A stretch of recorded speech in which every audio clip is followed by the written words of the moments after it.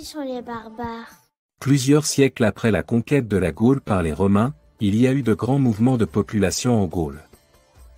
Au nord et à l'est de notre pays, par-delà les frontières de l'Empire romain, vivent d'autres peuples, des Francs, des Visigoths, des Alamans. Les Romains et les Gallo-Romains les appellent barbares car ils vivent différemment, et en dehors des limites de l'Empire.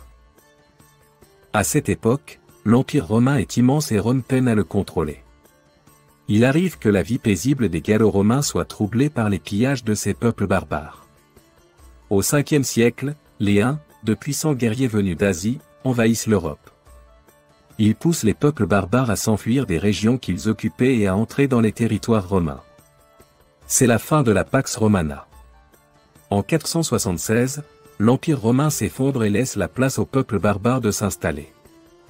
La chute de l'Empire romain marque la fin de la première période de l'histoire nommée Antiquité. C'est le début d'une nouvelle période appelée le Moyen Âge. Plusieurs siècles plus tard, la France connaît de nouvelles migrations de population avec l'arrivée des Vikings venus de Scandinavie. Ceux qu'on appelle aussi les Normands, arrivent pour piller les richesses des villes françaises, à bord de grands bateaux nommés dracars. Comment la Gaule est devenue la France? La Gaule romaine est devenue la France par une succession d'événements. Dans un premier temps, chaque peuple de Gaule conserve ses coutumes et respecte ses propres lois. Mais très rapidement, un peuple barbare s'impose, ce sont les Francs, établis dans le nord du pays. Clovis, le chef courageux d'une tribu franque, unit tous les chefs francs sous son commandement en 481 et devient leur roi. Sous le règne de Clovis, les langues et les coutumes se mêlent et donnent naissance à une nouvelle civilisation. Notre langue, le français est donc un mélange de latin et de langue barbare. C'est aussi du peuple franc que vient le nom de notre pays, la France. Clovis est un roi courageux et rusé mais également impitoyable et rancunier. Pour étendre son royaume, il mène de nombreuses batailles contre les peuples installés en Gaule. Mais Clovis n'est pas chrétien et pour triompher des autres peuples, il a besoin du soutien de l'Église. Sa femme Clotilde étant chrétienne, elle lui conseille de se convertir au christianisme.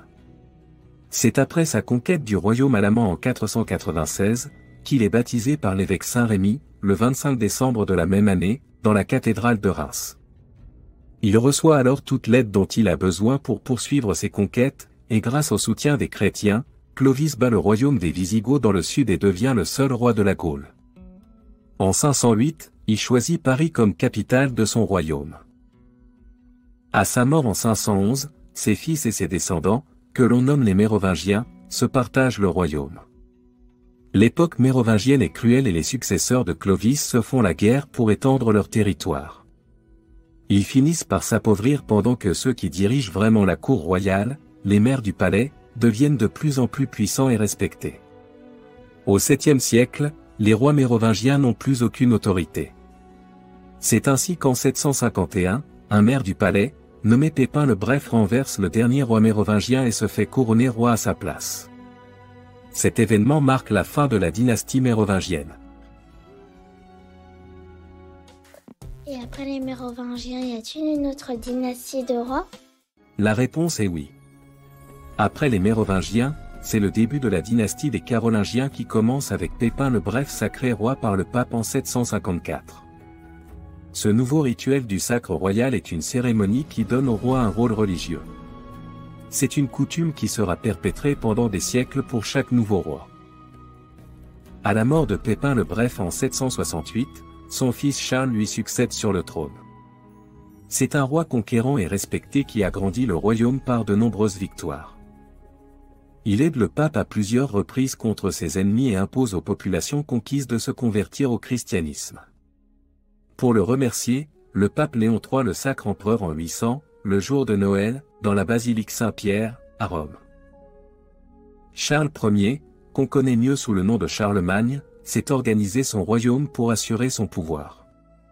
Comme son empire est très grand, il nomme des comtes dans chaque région qui rendent la justice, collectent les impôts et s'occupent des armées. Ces comtes sont eux-mêmes surveillés par des messagers personnels de l'empereur qu'on appelle les missi dominici. C'est aussi un roi qui encourage le développement des arts et du savoir. Il ouvre une école dans son palais et encourage les églises à faire de même pour que les hommes soient capables de lire les ordres de l'empereur. À sa mort, les descendants de Charlemagne se disputent le pouvoir et en 843, ses petits-fils se partagent le royaume en trois. Le royaume de France est affaibli et c'est ainsi que les Carolingiens ne parviennent pas à lutter contre les attaques vikings au nord, et les invasions arabes, au sud. Alors, les comtes décident de créer leurs propres armées pour défendre leur territoire. Naturellement, les habitants finissent par ne plus reconnaître le pouvoir du roi de France et s'en remettent à l'autorité des comtes qui les protègent. C'est la fin de la dynastie des Carolingiens en 987.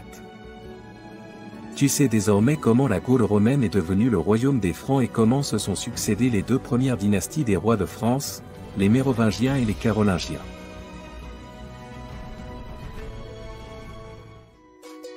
Retrouve-nous pour en savoir plus sur l'histoire de France avec des séquences complètes.